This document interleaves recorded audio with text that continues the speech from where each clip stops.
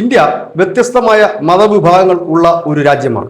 മതേതരത്വമുള്ള രാജ്യമാണ്. ഈ രാജ്യത്ത് എല്ലാ മതത്തിനും തുല്യമായ പ്രാധാന്യമുണ്ട്. പക്ഷേ ഞങ്ങളുടെ മതം മാത്രമാണ് ശരി, ഇതാണ് സത്യമുള്ള മതം എന്ന് പറഞ്ഞുകൊണ്ട് മതപ്രചരണത്തിന് നടത്തുന്നവരെ കോടതി ഇപ്പോൾ പിടിച്ചു കൊടഞ്ഞു വിടുകയാണ്.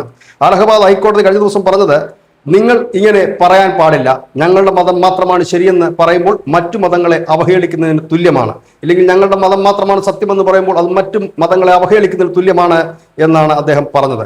ഫാദർ വിനീത് വിൻസെന്റ് എന്ന് പറയുന്ന വ്യക്തി നൽകിയ ഹർജി തള്ളിക്കൊണ്ടാണ് കോടതി ഇത്തരത്തിൽ ഒരു ഉത്തരവ് പുറപ്പെടുവിച്ചത്. കോടതിയുടെ ജസ്റ്റിസ് സൗരഭ് ശ്രീവാസ്തവയാണ് ഇത്തരത്തിൽ പറഞ്ഞത്. നിങ്ങൾ ഈ പറഞ്ഞ കാര്യങ്ങൾ, അതായത് ഞങ്ങളുടെ മതമാണ് സത്യം, ഞങ്ങളുടെ മതം മാത്രമാണ് ശരി എന്ന് നിങ്ങൾ ഈ പറഞ്ഞത് തന്നെ IPC സെഷൻ 295A പ്രകാരം അതിന്റെ പരിധിയിൽ വരുന്നതാണ്, അത് ക്രിമിനൽ കുറ്റമാണ് എന്ന് പറഞ്ഞു. പ്രാർത്ഥന യോഗങ്ങളുടെ മറവിൽ മറ്റു മതങ്ങളെ അവഹേളിക്കുന്നത് കൈയും കെട്ടി നോക്കിയിരിക്കാൻ കഴിയില്ല, അത് നിയമപരമായ തന്നെ നടപടികൾ എടുക്കും.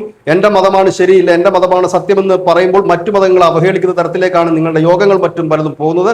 അങ്ങനെ യോഗങ്ങൾ പോയാൽ സ്വാഭാവികമായി തന്നെ നടപടികൾ എടുക്കേണ്ടി വരുമെന്ന് കൂടി കോടതി പറഞ്ഞു. ഇവിടെ ശ്രദ്ധേയമായ ഒരു കാര്യമുണ്ട്.